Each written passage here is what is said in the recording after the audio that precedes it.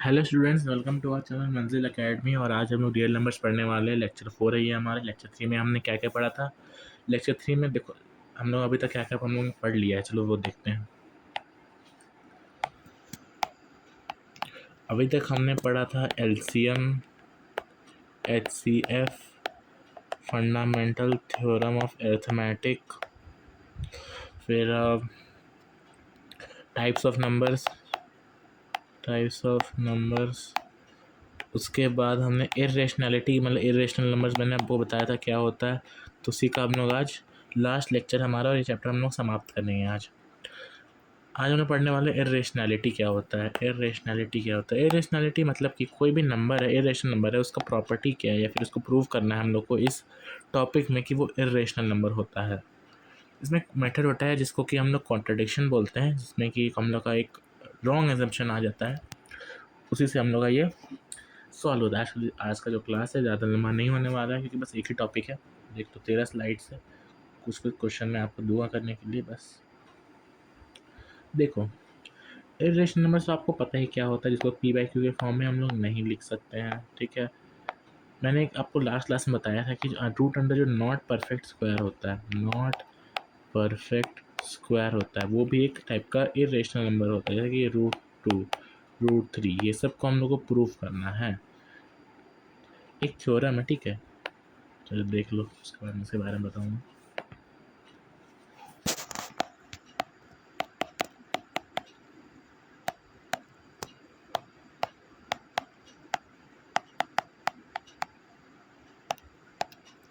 एक पी से डिटरमाइन किया हुआ एक नंबर है जो कि डिवाइड कर रहा है ए स्क्वायर को। तो जब पी होगा वो ए को भी डिवाइड, पी जो है वो ए को भी डिवाइड करेगा। फॉर एग्जांपल लेते हैं कि पी हम लोग का 4 है, ए हम लोग का 8 है। ठीक है, 8 का स्क्वायर यानी कि कितना होगा 64। क्या 64 4 को डिवाइड कर देगा? हाँ, 16 बार में कर देगा। अब क्या 4 जो है 8 को यानी कि ए को डिवाइड कर सकता है? बिल्कुल कर सकता है, 2 टाइम्स में। यानी कि इसका मतलब है कि कोई भी नंबर हो, चाहे कोई भी नंबर ले लो, अगर कोई एक और 2 नंबर ले लो, अगर वो दोनों जो है आपस में डिविजिबल होता है, मतलब कि एक नंबर दूसरे को डिवाइड कर रहा है, तो उसका जो स्क्वायर होगा वो भी डिवाइड हो जाएगा। इसी का जो हम लोग को यूज़ होने वाला है हमारा इस टॉपिक में। अब देखो एक क्वेश्चन होता है, prove root 2 is an irrational number. Root 2 जो होता है उसको इरेशनल नंबर हम लोग को प्रूव करना है। तो कैसे करना है चलिए देखते हैं। ठीक है, चलो देखो, जब भी कोई नंबर को इरेशनल प्रूव करना है तो उसको लेट कर लो कि वो एक इरेशनल नंबर है। इरेशनल नंबर, ठीक है, लेट रूट 2 बी रेशनल। तो रूट 2 को क्या हम लोग पी बाई क्यू के फॉर्म में लिख सकते हैं? बिल्कुल लिख सकते हैं, लेकिन पी एंड क्यू आर को प्राइम्स। पी और क्यू जो होगा वो को प्राइम्स होगा, मतलब कि उसका जो कॉमन फैक्टर है वो नहीं होगा, कॉमन फैक्टर नहीं होगा। ऑन स्क्वायरिंग बोथ साइड, दोनों साइड में जो है स्क्वायर करो। देखो रूट को हटाना है तो स्क्वायर करना पड़ेगा। आप एक साइड स्क्वायर करो तो दोनों साइड आपको स्क्वायर करना पड़ेगा। ठीक है, तो अगर दोनों साइड स्क्वायर करेंगे, रूट 2 का स्क्वायर कितना हो गया? रूट 2 का स्क्वायर हो गया हम लोग का 2 बराबर P square by Q square. ठीक है, सुन लो एक बार, समझ लो अच्छे से। एक और क्वेश्चन है, ये मैं आपको 2 क्वेश्चन है, ये आपको होमवर्क करना है। फिर एक अलग टाइप का क्वेश्चन है, उसका 2 क्वेश्चन है होमवर्क करना है। फिर एक क्वेश्चन है, उसको होमवर्क करना है। मतलब कि मैं सब टाइप का क्वेश्चन करा दे रहा हूँ, उसके बाद में 2-3 क्वेश्चन और है, उसको आपको होमवर्क में ही करना है। मैं नहीं कराऊंगा, पहले ही बोलते रहा हूँ, क्योंकि ये टॉपिक समझने वैसा कुछ है नहीं, इसमें सब रटना ही पड़ेगा। आपको कोई समझ के फ़ायदा है नहीं। ये ऐसे टॉपिक इसको रटना पड़ेगा कैसे इसको सॉल्व करना है। अब देखो इसको क्रॉस मल्टीप्लाई कर देंगे। अगर क्यू स्क्वायर को ऊपर ले गया तो पी स्क्वायर बाई 2 हो जाएगा। मैंने भी क्या बताया था, if p divides a square then p divides a also। यानी कि मान लो कि ये जो p है वो ये a है, ठीक है, उल्टा हो गया है। ये जो है हम लोग का p है और ये हम लोग का a है। अगर जो p है वो a को डिवाइड कर रहा है, सॉरी a स्क्वायर को डिवाइड कर रहा है, तो p जो होगा वो a को भी डिवाइड करेगा, बिल्कुल करेगा। तो यानी कि हम लोग ऐसा लिख सकते हैं। इसके बाद एक इक्वेशन या फिर एक चीज़ बनाते हैं। इसको अगर हम लोग ऐसा लिखें p/2 = n, p/2 को जब हम लोग डिवाइड p को जो 2 से डिवाइड करेंगे तो हम लोग का n आएगा, तो p का वैल्यू क्या आ जाएगा, p को ऊपर n 2 को ऊपर ले जाओ 2n आ जाएगा। ठीक है, अब इस जगह पे 2n को पुट कर दो, q square equals to 2n का होल स्क्वायर बाई 2, यानी कि q square equals 4n square by 2, इसको 2 से 2 से कट कर दो यानी कि 2 हो गया, यानी कि q स्क्वायर जो होगा 2n स्क्वायर के इक्वल होगा। अब 2 को नीचे ले आओ, q square by 2 equals to n square. अब सेम इसमें यही होगा कि q स्क्वायर को 2 डिवाइड करें यानी q को भी डिवाइड करें, यानी q/2 होगा, वो मान लो m हो गया, तो q का वैल्यू हो गया 2m। अब देखो हमने लिया था कि वो जो √2 है वो एक टाइप का इरेशनल नंबर जिसे p और q के फॉर्म में लिखेंगे, तो ये हम लोग को q मिल गया, p कहाँ गया, ये रहा, ये हम लोग को p मिल गया।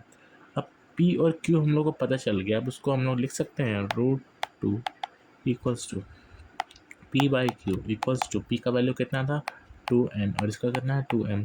क्या इसमें कॉमन फैक्टर आपको 2 दिख रहा है, बिल्कुल दिख रहा है। मैंने बताया था कोप्राइम मतलब क्या हो गया, कोप्राइम मतलब कि कॉमन फैक्टर होगा, बस 1 को छोड़ के 1 जो होगा उसका कॉमन फैक्टर होगा, ये सबका कॉमन फैक्टर है, सबका वो फैक्टर 1 होता है, बस 1 को छोड़ के अगर कोई कॉमन फैक्टर आ गया तो वो कोप्राइम नहीं कहलाएगा। यानी कि इसका तो मतलब कि हम लोग का एजम्पशन था कि मतलब पूरा एजम्पशन जो हम लोग का था कि √2 रेशनल नंबर है, वो तो हम लोग गलत हो जाता है सर, हाँ बिल्कुल गलत हो जाएगा। यानी कि हम लोग ऐसा लिख सकते हैं 10 it contradicts the fact and our assumption is wrong। मतलब कि हम लोग का जो मतलब हम लोग जो फैक्ट लिए फिर हम लोग जो एज्यूम किए कि √2 एक रेशनल नंबर है, तो वो कॉन्ट्राडिक्ट्स कर जा रहा है, यानी वो हम लोग का गलत हो जा रहा है, तो हम माफ़ी मांग रहे हैं, यानी हैंस √2 भाई इरेशनल होगा, हम लोग को पता चल गया कि वो रेशनल होगा, वो रेशनल नहीं होगा तो इरेशनल ही होगा, सिंपल सा बात है, प्रूव्ड। बस इतना ही करना है।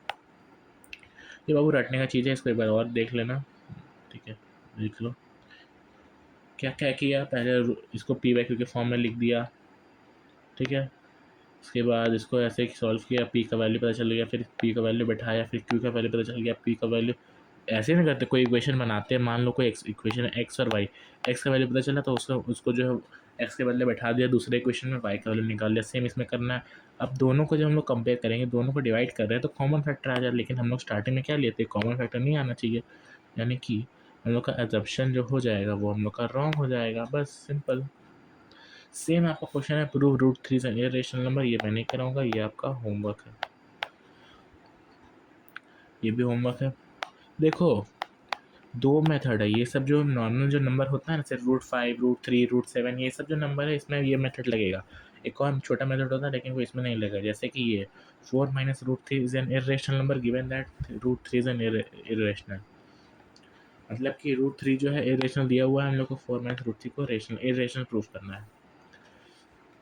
इसको भी हम लोग p/q के मतलब सॉरी लेट कर लेते हैं कि वो भी एक टाइप का क्या है, इरेशनल नंबर है।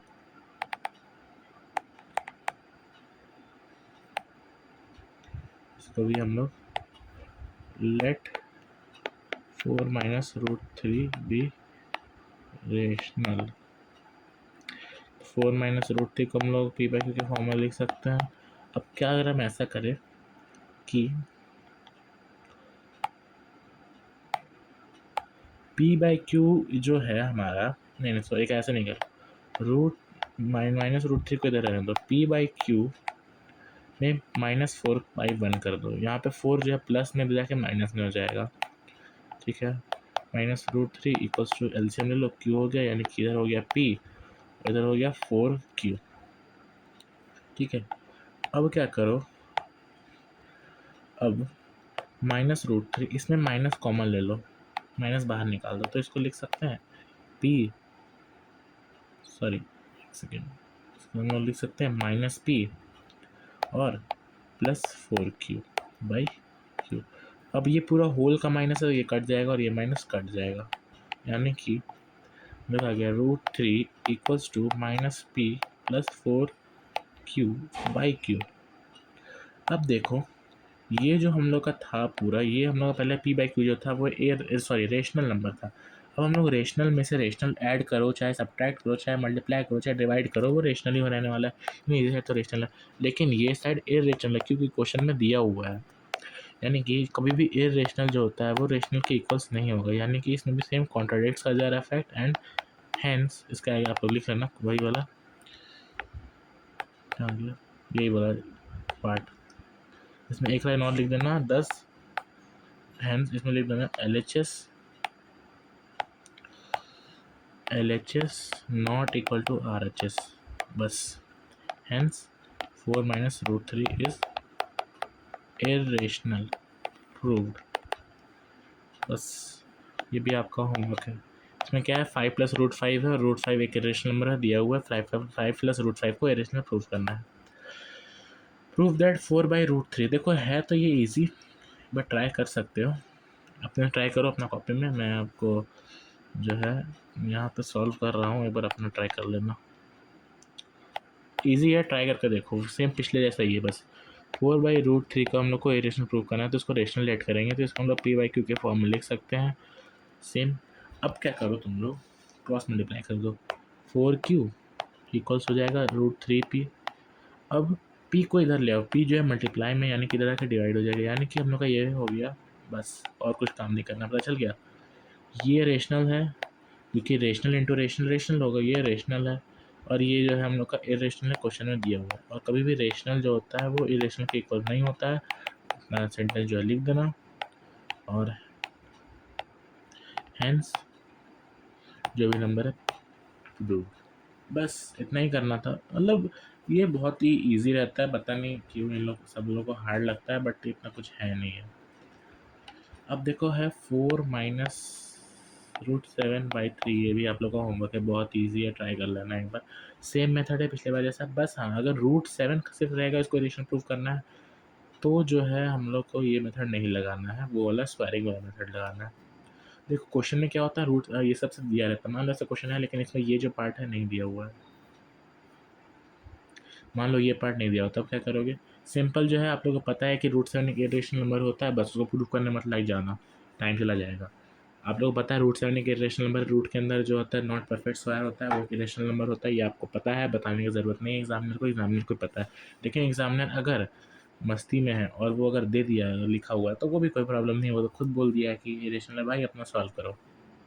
बस ये आपका होमवर्क है। अब हाँ, इसको ये आप लोग का जो है होमवर्क क्वेश्चन है, ठीक है, ये आप लोग का होमवर्क है पूरा।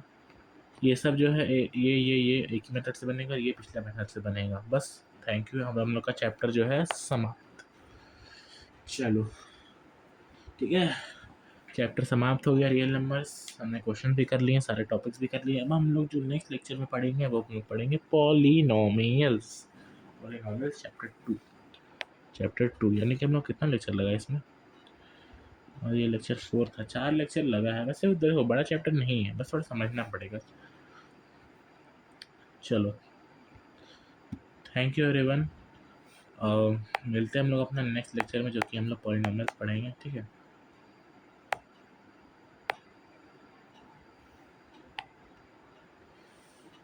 हम लोग चैप्टर कंप्लीट होता है, चैप्टर सॉरी नेक्स्ट लेक्चर में हम लोग पॉलीनोमियल स्टार्ट करेंगे, रियल नंबर्स जो हम लोग का कंप्लीट कंप्लीट कंप्लीट 4 लेक्चर लगा कंप्लीट। बस ठीक है, bye bye bye bye bye. Next lecture में जरूर आना, पॉलीनोमियल स्टार्ट करेंगे।